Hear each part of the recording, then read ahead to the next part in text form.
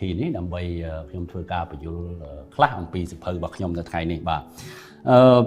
bất ấyรูป ដែល នៅ ក្នុង សភៅ នេះ គឺ នៅ ពេល ដែល យើង បាន ធ្វើ សភៅ នេះ គឺ ខ្ញុំ គិត ថា បើ និយាយ ទៅ នៅ ពេល ដែល សភៅ ផ្សេង គឺ រូប ច្រើន ពេល ខ្លះ វា ដូច គ្នា បាទ អញ្ចឹង យើង ចង់ ធ្វើ សភៅ យ៉ាង ម៉េច ដែល រូប អត់ ដែល មាន អ្នក ណា បាន ឃើញ រូប នឹង ទេ អញ្ចឹង ណា បាទ អញ្ចឹង តាម ពិត ពី ដំបូង ទៅ នៅ ពេល ដែល ស្រាវជ្រាវ ក៏ យើង អត់ ទាន់ មាន រូប នេះ ដែរ យើង ដឹង ពី ព្រឹត្តិការណ៍ ក៏ ប៉ុន្តែ យើង អត់ មាន រូប នឹង ទេ បាទ អញ្ចឹង រូប នេះ ដែល ខ្ញុំ សម្រេច ចិត្ត ថា យក មក ដាក់ នៅ ក្នុង គម្រប សភៅ នេះ គឺ ជា ទស្សនកិច្ច របស់ សម្ដេច តេជោ ទៅ ប្រទេស ថៃ នៅ ឆ្នាំ នៅ ខែ មករា ឆ្នាំ 1989 បើ យើង គិត ពី ពេល វេលា បន្តិច យើង ឃើញ ថា ឆ្នាំ 1989 នេះ សង្គ្រាម ស៊ីវិល វា នៅ ពេញ ទំហឹង នៅ ហើយ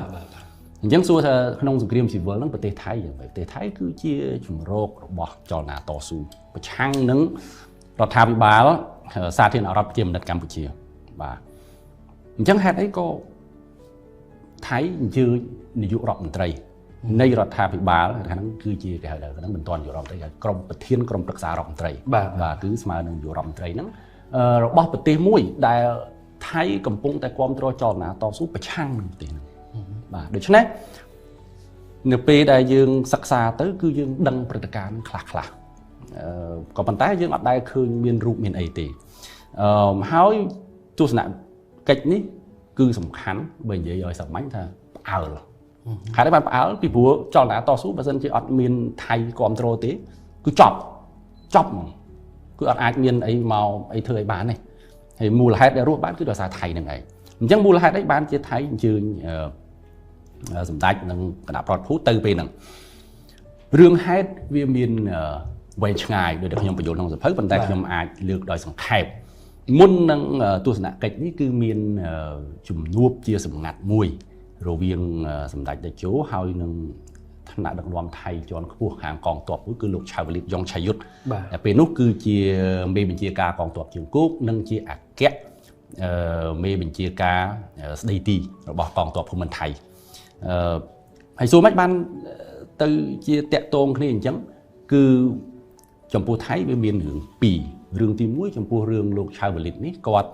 មាន ទស្សនៈ ធ្វើម៉េច ចង់ ឲ្យ សង្គ្រាម នឹង ចប់ បាទ សួរ ធ្វើម៉េច បាន គាត់ ចង់ ឲ្យ សង្គ្រាម នឹង ចប់ បើ គាត់ គាំទ្រ ចលនា តស៊ូ ពី ព្រោះ គាត់ គិត ថា បើ កាល ណា សង្គ្រាម នឹង វា នៅ វា មិន មែន តែ ប្រទេស ក្នុង តំបន់ វាយ គ្នា ទេ គឺ មាន មហាអំណាច ចូល មក ហើយ បើសិន ជា មហាអំណាច ចូល មក ច្បងច្បល់ ថៃ ក៏ អត់ សុខ ដែរ សូម បញ្ជាក់ ចន្លោះ ពី ឆ្នាំ 75 ដល់ ឆ្នាំ 79 ទោះ បី ជា មាន ខ្មែរ ក្រហម កាន់ អំណាច នេះ ក៏ ដោយ គឺ ខ្មែរ ក្រហម បាន ជួយ ក្រុម ថៃ ក្រហម បាទ ហើយ ចូល ទៅ ធ្វើ ការ អុកឡុក នៅ តាម ភូមិ ថៃ នៅ តាម ព្រំដែន នឹង ទៀត បាទ អញ្ចឹង បើសិន ជា ទុក នៅ បន្ត ទៀត ថៃ ក៏ អត់ សុខ ដែរ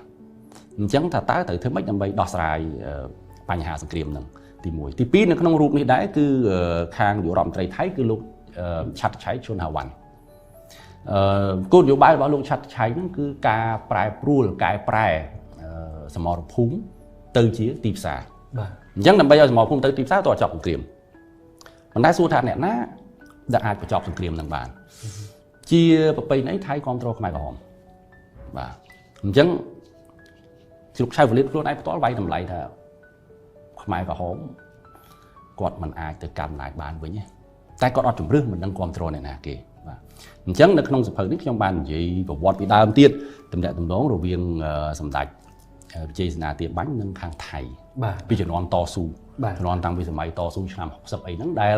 ខ្មែរ ក្រហម ដេញ សម្លាប់ គាត់ ទៅ គាត់ ត្រូវ រត់ ភៀស ខ្លួន ទៅ ថៃ បាទ អញ្ចឹង អ្នក ដែល គ្រប់គ្រង ចលនា តស៊ូ គឺ លោក ឆាវលីត ហ្នឹង ឯង បាទ អញ្ចឹង គឺ ស្គាល់ គ្នា តាក់ទង ពី ហ្នឹង មក នៅ ក្នុង ពេល ហ្នឹង គឺ សម្ដេច តេជោ ហ៊ុនសែន បាន ដាក់ ចេញ នៅ គេ ហៅ ថា គោលដៅ ធ្វើ អព្យាក្រឹត ភាវូបនីយកម្ម រដ្ឋបាល និង កងទ័ព ថៃ ធ្វើ ឲ្យ ថៃ អព្យាក្រឹត ក្នុង រឿង ហ្នឹង គេ លោ ថា បើ ថា ប្រឈប់ ការ គាំទ្រ ហ្នឹង គឺ វា ពិបាក អញ្ចឹង ឲ្យ អព្យាក្រឹត កុំ ឲ្យ មាន ការ ប៉ះទង្គិច គ្នា ទៀត បាទ អញ្ចឹង ក៏ ចាត់ ផ្ដល់ ភារកិច្ច ហ្នឹង ទៅ សម្ដេច វិជ័យសេនាធិបាញ់ អញ្ចឹង សម្ដេច វិជ័យសេនាធិបាញ់ ទៅ បញ្យល់ លោក ឆាវលីត នេះ តាម ដែល ខ្ញុំ បាន ជួប មនុស្ស ចំណិត របស់ លោក ឆាវលីត ណា សម្ដេច វិជ័យសេនា ថា ទៅ គាំទ្រ ប៉ុល ពត បើសិន ជា ឧទាហរណ៍ ប៉ុល ពត អត់ ឈ្នះ ទេ តែ បើ គាំទ្រ ឲ្យ ប៉ុល ពត ឈ្នះ ngay khỏi tới còn chỉ miền sông Kiềm mùi Việt Nam chứ cái nào miền sông Kiềm mùi Việt Nam mẹ tại miền sông Kiềm bờ tây cứ mà hàm lại châu mà chẳng thay gọi sọc này chẳng đại chỉ là lược là cua té chập đẩy cho mùi nẹt kháng để ai phải chọc sông Kiềm bán hỏi từ tua cho bán đói group kia mà hay nẹt để kháng ai phải chọc sông Kiềm bán để ai thưa cam một group kia được phải chọc sông Kiềm để không đồng bọn cứ miền để mùi đấy cứ đại cho chú không sai chẳng cứ lục trao vào list đạp tới còn chưa tràn đài hay còn mà nó còn loạn mót đó nè còn hà ở bờ chia chuyên Campuchia miền sầm đại không sai nó cứ chỉ chụp Việt Nam miền sầm đại không sai chỉ miền được nòm chẳng á bản thái có toàn chưa tục chật thằng song này bạn còn miền cầm phiệp thử chưa từ tua sạ cách thì còi máu nơi khai cả nhà năm 84 nó miền đầm nào mũi tiết tam phơi cục từประเทศไทยนั่นอธิจนห้อยนะตามเพลกุกบ่าดำใบบังห้างท้าสมัยคนแสนปิดจีครั้งปิดจีคลาฮันปิดจีอาจประจอบสงครามมาด้วยกีฬาแม่นอนบ่าจังจังปีตุ่มเนี่ยตุ่มน้องนั่นแหละบรรทัยสมัยจัตตาความตรอกหมายของคืออัดเมียนนาคุดเลยถือแต่ช่วยสมรู้เอาสงครามในประจอบบ่าดิฉันchia rúm mà nó cứ chia nhom đặt chủng phúng cái là cứ này san được phiền bên đây thà đòi xa tụm nhẹ tụm nôm nó ngay bàn chỉ thưa ở phía kia từng pi nó chặt tay thế thưa mấy chọc sừng kiềm này ở miền cá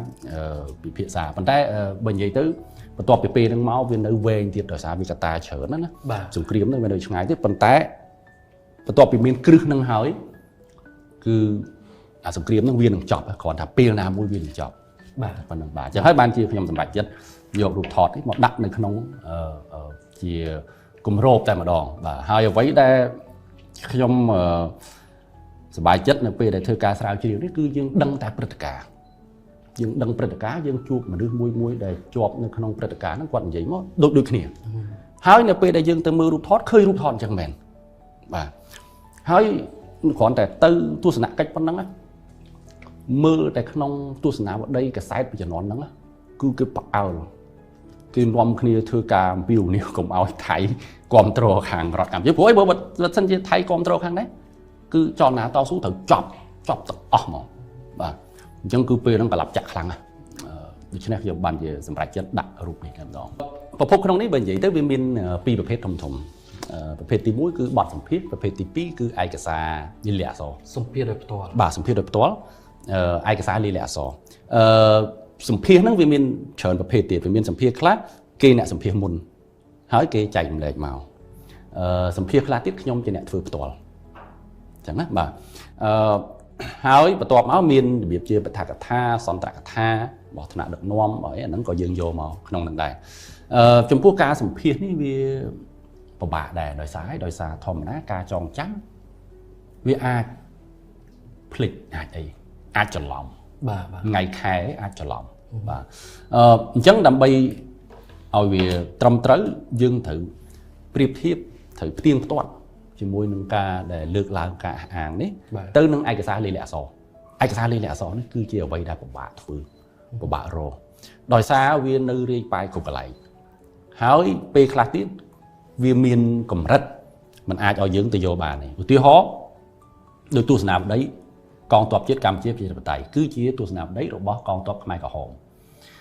ជំនាន់ហ្នឹងគាត់មានបោះទស្សនាវដ្តីតែដល់ពេលគាត់លាយបាត់ទៅទស្សនាវដ្តីហ្នឹងដឹងទៅណាទៅណីអស់បាទអញ្ចឹងនៅស្រុកខ្មែរបណ្ណៈសារឋានខ្លះនៅមជ្ឈមណ្ឌលឯកសារកម្ពុជាខ្លះរហូតដល់ពេលខ្លះខ្ញុំត្រូវឡើងទៅដល់សិង្ហបុរីមិនឡើងដោយសារពេលហ្នឹងគឺមានប្រជុំដោយសារខ្ញុំមានត្រូវការងារប្រជុំអញ្ចឹងទៅយើងឆ្លៀតពេលយើងចេះទៅសាលាបាទសាលាហ្នឹងវាពិបាកទៀតតតែយើងសិស្សរឿងមន្ត្រីអីរបស់សាលាហ្នឹងបានគេឲ្យយើងបើកមើលអញ្ចឹងគឺត្រូវតាក់ទងអ្នកណាស្គាល់ដើម្បីជួយគេបើកមើលមកយើងបាទនេះជាសង្ខេបគឺវាមាន2ហ្នឹងដើម្បីយកមកផ្ទៀងផ្ទាត់បាទដោយឡែកឯកសារយោងទាំងអស់គឺខ្ញុំដាក់នៅក្នុងនេះទាំងអស់30ទំព័រដល់30ទំព័រឯកសារយោងទាំងសម្ភាសទាំងឯកសារដើមបាទហើយគឺយើងធ្វើការផ្ទៀងផ្ទាត់បាទពេលដែលខ្ញុំរៀនហ្នឹងក៏ខ្ញុំអានសភៅបរទេសដែរបាទហើយយើងអានសភៅបរទេសយើងស្ងោចសរសើរគេខ្ញុំថាមិនធម្មតាគាត់មានឯកសារផ្ទៃក្នុងរបស់ប៉ុលពតប្រជុំគណៈអចិន្ត្រៃយ៍គណៈមជ្ឈិមអីគេពេញគោលនយោបាយ4ឆ្នាំយើងស្ងោចសរសើរក៏ប៉ុន្តែ នៅពេលដែលយើងសិក្សាបន្តមកទៀតវាដាច់ត្រឹម79មកដាច់ដល់បាទវាអត់មាននេះទៀតទេហើយមូលហេតុដែលចេញសភៅនេះគឺដោយសារតែនៅពេលដែលយើងសិក្សាទៅវាចេះតែឆ្ងល់អញ្ចឹងណាបាទហើយដូចខ្ញុំនិយាយពីសភៅហ្នឹងដែលមូលហេតុដំបូងដែលនាំឲ្យខ្ញុំគិតពីប្រធានបទហ្នឹងគឺខ្ញុំទៅធ្វើការស្រាវជ្រាវមួយកាលហ្នឹងគេនៅការខ្ញុំនៅរៀនហ្នឹងពេលខែតិចហ្នឹងគេឈប់ប្រហែលជា2ខែអញ្ចឹងខ្ញុំទៅស្រាវជ្រាវនៅកន្លែងហ្នឹងគេលឺខ្មែរគេរើសឲ្យទៅចូលស្រាវជ្រាវកន្លែងហ្នឹងដោយសារគេចង់សិក្សាអ៊ុនតាបាទក៏ថាអ៊ុនតាជោគជ័យចង់ដឹងមើលមិនបានជោគជ័យអញ្ចឹងបាទដល់តែពេលសិក្សាទៅវាអត់ចេញវាជោគជ័យវាបានតែរឿងខ្លះដូចជារឿងយកជនភៀសខ្លួនពីព្រំដែនចូលមកខាងក្នុងអីចឹងតែរឿងធំរឿងសន្តិភាពហ្នឹងវាអត់ជោគជ័យមានការបោះឆ្នោតមែនបោះឆ្នោតហើយអ៊ុនតាចេញបាត់ទៅតែខ្មែរក្រហម 30,000 នាក់អាហ្នឹងនិយាយតែកម្លាំងប្រយុទ្ធទេណាអត់និយាយពីប្រជាជនទេបាទអញ្ចឹងយើងឆ្ងល់តែពេលខ្ញុំទៅនិយាយមួយគ្រូដឹកនាំហ្នឹងគាត់ថាគាត់អត់ដឹងដែរអញ្ចឹងទុកប៉ុណ្្នឹងសិនចាំស្រាវជ្រាវលើកក្រោយទៀតអញ្ចឹងដល់ពេលដែលយើងស្រាវជ្រាវលើកក្រោយទៀតក៏វាចេះតែបែកចេញសំណួរផ្សេងទៀតបាទសំណួរមួយដែលខ្ញុំអាចលើកនៅទីនេះគឺរឿងទំនាក់ទំនងមួយថៃនេះខ្ញុំបានដើរភាសាជាមួយនឹងអ្នកស្រាវជ្រាវភាគច្រើនខ្ញុំឆ្ងល់ថាហេតុអីបានជាថៃគេជួយសម្របសម្រួលយើងបាទពីព្រោះរឿងនេះបើថៃមិនជួយសម្របសម្រួលទេក៏ពិបាកដែរអញ្ចឹងសួរថាហេតុអីបានជាថៃជួយសម្របសម្រួលយើងរហូតដល់អ្នកខ្លះគាត់ចេះតែលើកជាទ្រឹស្ដីរបស់គាត់ស្មានណាការប៉ាន់ស្មានណាគាត់ថាឆាវលីតហ្នឹងខ្មែរសរិនដល់ពេលទៅមើលកន្លែងកាត់គាត់កើតនៅបាងកកនោះហ្នឹងបាទអ្នកខ្លះទៀតលើកអញ្ចឹងចង់ឆ្ងល់តែហេតុអីក៏គាត់ជួយសម្រួលខ្ញុំទៅជួបជាមួយមនុស្សចំណិតរបស់លោកឆាវលីតព្រោះពេលហ្នឹងខ្ញុំទៅសួរសុខទុក្ខគាត់កាលពីឆ្នាំ2022គាត់ឈឺហើយគាត់ចាស់ហើយ90ឆ្នាំជាងហើយអញ្ចឹងដល់ពេលដែលខ្ញុំទៅសួរសុខទុក្ខគាត់ឃើញតែគាត់មិនអាចសម្ភាសបានមួយគាត់ទេអញ្ចឹងដូចអង្គសរនិយាយអញ្ចឹងចំការយើងសម្ភាសមួយអ្នកនឹងអត់បានទេតើយើងត្រូវយកអីមកជំនួសអញ្ចឹងជំនួសទី1គឺអ្វីដែលគាត់ទៅសេពីមុនតាំងឆ្នាំ80អីទី2មនុស្សចំណិតរបស់គាត់បាទអញ្ចឹងឆ្ងល់แล้วក៏ចេះតែបែកធ្លាយទៅគឺមូលហេតុដែលថៃសម្រួលនេះគឺដើម្បីខ្លួនឯងដែរបើថៃមិនដោះស្រាយបញ្ហាកម្ពុជាទេគឺសង្គ្រាមនៅបន្តមហាអំណាចចូលមកថ្ងៃណាមួយមានរឿងដល់ថៃបើថៃដោះស្រាយជួយដោះស្រាយរឿងហ្នឹងបានគឺសង្គ្រាមចប់អាចធ្វើពាណិជ្ជកម្មធ្វើអីរីកចម្រើនរបស់គ្នាបាទរឿងនេះសំខាន់ណាបាទយើងអ្នកចិត្តខាងយើងពិបាកហើយយើងទៅជួយនាំរឿងថែមអាហ្នឹងគឺអត់អាចសុខសាន្តទាំងអស់គ្នាប៉ុន្តែលោកឆៅវលិតគាត់មានគំនិតអញ្ចឹងគាត់ថាតើតែជួយដោះស្រាយបញ្ហាទាំងអស់នេះបានរឿងនេះដោះស្រាយបានហើយខ្ញុំសូមបន្ថែមខ្លីថាមិនមែនមានតែករណីពិសេសដែលថៃជួយសម្របសម្រួលអ្នកនៅជុំវិញថៃគឺមានក្រុមពិសេសរបស់កងទ័ពថៃជួយសម្របសម្រួលទាំងអស់ប៉ុន្តែថៃក្នុងករណីមួយកម្ពុជាជោគជ័យជាងគេហេតុអីព្រោះថៃចាប់ដៃត្រូវជាមួយមនុស្សដូចខ្ញុំនិយាយអញ្ចឹងគឺចាប់ដៃត្រូវជាមួយសម្ដេចតេជោហ៊ុនសែនដែលអាចបញ្ចប់សង្គ្រាមនេះបានអូយកបាយឈ្នះអញ្ចឹងមិនក៏មិនយកទៅធ្វើឆ្នាំ79ឆ្នាំ75ទៅអត់ត្រូវពេលបាទអញ្ចឹងណាអញ្ចឹងដូចគ្នាអញ្ចឹងឆ្លើយចំពោះសំណួរម្សិលគឺនិយាយយើងចេះក្នុងកិច្ចប្រជុំនេះខ្ញុំអត់ទាន់បានជួបអ្នកដែលចូលរួមដែលអាចគាត់មានកំណត់ហេតុនិយាយអីដោយឡែកទេណាថាកំណត់ហេតុតែខ្ញុំដឹងជាបញ្ហាជារួមជាបញ្ហាយុទ្ធសាស្ត្រពីចំនួនប៉ុន្តែនៅក្នុងសភៅដែលបានបោះពុម្ពរួចហើយដោយអាដាមកៅបាភ្នំបាទគាត់ទៅសេសភៅចំណងជើងសម្ដេចហ៊ុនសែនអ្នកគូវាសជោគវាសនាកម្ពុជាក្នុងហ្នឹងគឺដូចជាមានគាត់បានទៅសម្ភាសជាមួយសម្ដេចតេជោហើយសម្ដេចតេជោបានដកស្រង់ពីកំណត់ហេតុរបស់លោកពេលដែលទៅជួបមួយឆាវលីតឆ្នាំ87មិនមែនជំនុំនេះមុនមួយពេលដែលជួបគ្នាឆ្នាំ87នៅឡាវរឿងឡាវហ្នឹងដូចយើងភាសាគ្នាកាលមុនអញ្ចឹងមិនក៏ទៅជួបគ្នានៅឡាវពីព្រោះលោកស៊ីសវ៉ាត់កែវប៊ុនផាន់ដែលជាប្រធានអគ្គសេនាធិការកងទ័ពប្រជាជនឡាវហ្នឹងជាបងប្អូនធម៌លោកឆៅវលិតហើយមានរឿងយ៉ាងម៉េចបានបងប្អូនធម៌នេះអាចចាំមើលក្នុងសភៅនេះបាទប៉ុន្តែពេលដែលជួបគ្នានៅឡាវហ្នឹងមានខ្ញុំសូមដកស្រង់សម្ដីដែលកិច្ចសន្ទនាហ្នឹងណាបាទគឺសម្ដេចតេជោបានលើកថាមូលហេតុពូពីហ្នឹងខ្មែរក្រហមមិនព្រមក្នុងការចរចាគឺខ្មែរក្រហមញ៉ានិយាយស្អីក៏មិនស្ដាប់ដែរគេថាក្បាលរឹងណានិយាយមិនស្ដាប់អាណាចរចាមិនក៏មិនស្ដាប់ដែរអញ្ចឹងសម្ដេចហ៊ុនសែនបានលើកទៅលោកឆៅវលិតថាមូលហេតុដែលអញ្ចឹងដោយសារខ្មែរក្រហមមានខ្នងឯកបរទេសមានបរទេសខ្នងឯកមានថៃជាមូលដ្ឋានអញ្ចឹងខ្មែរក្រហមចរចាមិនក៏ចរចាអត់ត្រូវដែរ chẳng mấy này dừng kiếm nó chó ấy chẳng lột chào lít bạn chơi mình là chẳng dừng lại có bàn sông là thường mấy sông mọi miền áp phía cái việc bỏ thay còn mọi con tuột thay hay nâng sao thì đọc chuyện là cảm giác bạc bọt nè sông còn ao chẳng háo lột chào lít bạn vậy mình sản lắc bia tại mũi đại sầm hắn cứ sản lắc bia con tuột Việt Nam rồi Campuchia liên sản lắc bia này ở chọc chắp pê ná cứ hướng nó cứ bỏ tí lên miền lệ mà chui khai vào hòm còn tái năm nó nằm na bẹt bờ Việt Nam đó chỉ trung tri thùng giống như thời vô là bánh hà con to Việt Nam nhé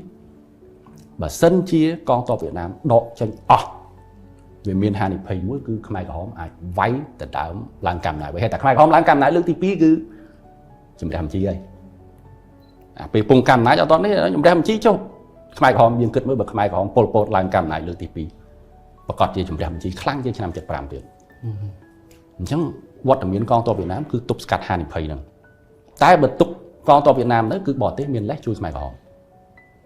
chẳng á còn tại năm 80 phở bởi dương 10 phở đọc năm đây đầm nại Campuchia nay mua không phở đọc năm đây đầm nại Campuchia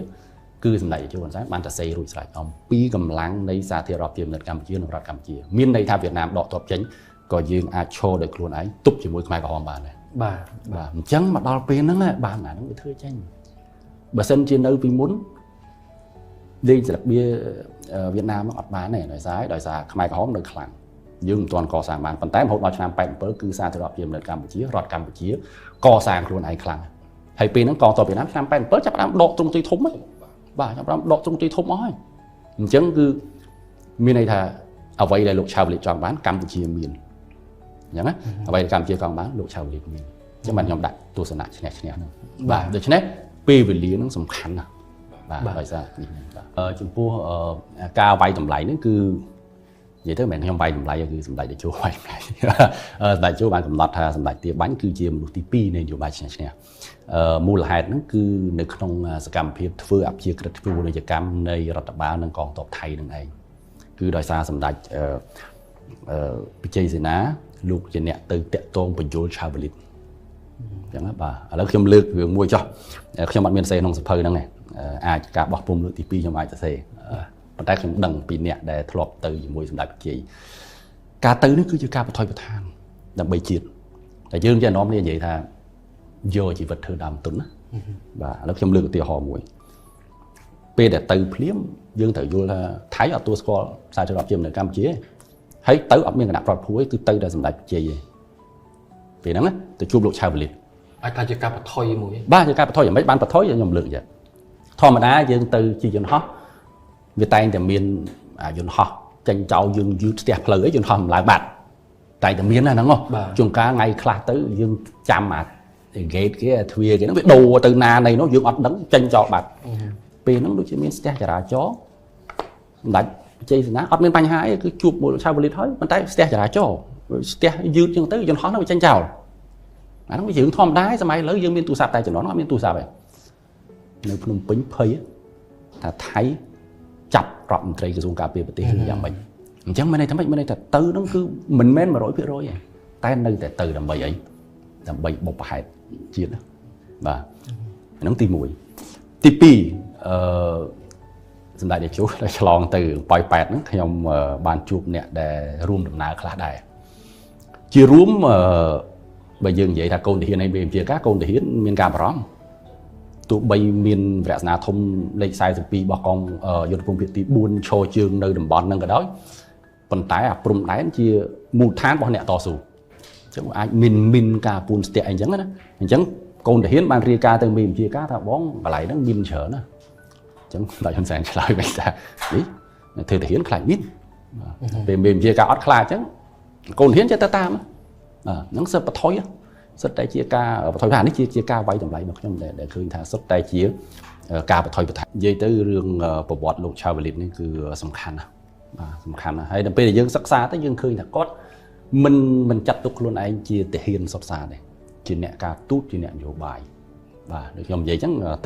ទៅវៀតណាមឆ្លោះគ្នាខ្លាំងវៀតណាមវាយប្រហារថៃមិនក៏ជួយពួកប៉ុលពតបលែងពូសាសអញ្ចឹងគាត់ជឿមកសន្ទុះបានឆៅវលិតគាត់ឡើងហ្នឹងគាត់ថាអូតំបន់ហើយនឹងប្រទេសថៃនឹងតំបន់មានសត្រូវមួយធំហើយម្នាក់ស្ដាប់ស្មារតីវៀតណាមគាត់ថាអូសត្រូវនឹងគឺភាពក្រីក្រអញ្ចឹងមានន័យថា thử chắp đầy kia thừa miền son được phiếp áp thì vọt đồng bòn và được chứ này nó chỉ lẹ cái nặng đi bỏ cọt đó và chỉ lẹ cái nặng còn tác trong ai cái phiếp chúng tôi vậy là lúc sau bàn lược lá nó cứ từng đại tổng đồng một cố dùng khăn ca tục chất kia tao dùng tục chất kia cũng rất là tục chất nó còn miên cả chỉ miên côn chất môi thôi ra tục chất đấy bàn tay về miên côn chất môi đấy nè còn bàn tay tim phốt thử từ thư ca và thôi than nằm bày chiến nó bộ bài thống nữa và háo chấm pua lúc trai về liên tiết là tụm đại tụm nông bộ cô nó hao nông Paul bây giờ chiến VC kia vì phù hợp không lúc trai về liên đó không tôi sẽ có đó còn anh ấy trong mơ ai cả xa còn sẽ trong chụp mình nước chụp nứt còn để score còn nè để phải dứt cho mũi kia tăng bị đau máu nó chờ nè tiền bèn mà nè này cứ sắp thành giấy máu xem cái này nhom chụp xem cái này tại còn giấy máu đôi cái này cứ tha bà Khmer nhảy nhảy tới thay làm from anh gọt sọc hồ si ọt bàn là ngọt trái bờ thay cầm chia sọc thay có sọc chẳng còn phải bị môi thà thay chui Khmer này đốt chui luôn hay chẳng mẹ thà chui vô bồn này là sọc cồn này nó cứ chui Khmer đốt chui luôn này háo đói bụng nó là tình tầm nông bục cô này tiên bàn thừa tình tầm nông răng móm chiên từ dạ cả đấy đầm bầy phải chọc trong cream này bạn trong việc thiệp đường mũi về để nguồn covid thế chứ này, vừa đập tụt covid rồi bây giờ toàn mà đào sụn nó cứ đau ở tình mạng miền này, bật ở một bàn tay nguồn là tụt covid nóอย่างไรmà như mùiจะปรังร้อยở như này cái tính đi, toàn là tụt khăn nó áp đập đổ lao ở từ Nhật Bản đi, trong tụtประชุมmà diễnประชุมในViệt Nam khai ở châu Rome ở từ nó cái chạy mà chạy ồ cái này, chính tập lọc màu thứ mấy này thà, đầm bay dương đăng là san được phiền miền tầm bảy mấy tòa dương đăng là sầm kiếmอย่างmấy hay là không biết cái lại khác cứ trong vùng lịch ba màu bây giờ vay kia vào màn khai nó slap vào nước vào màn buông vào màn bật luôn vào màn ấy màn háo miên nè bây khác để bị khôi khai cho phần bán á che té để thòng ra vay như che té slap cô của bấy để thòng ra che sợi nông chỉ được phần té hết đấy còn miên che sợi nông sài vay kia này xong mới tôi che sợi nông sài đòi xa tay khai cả hòn pin nó cô nhiều bấy đột sợi bị chôn trâu từ lại nó đột cái lại nữa nó sừng kiếm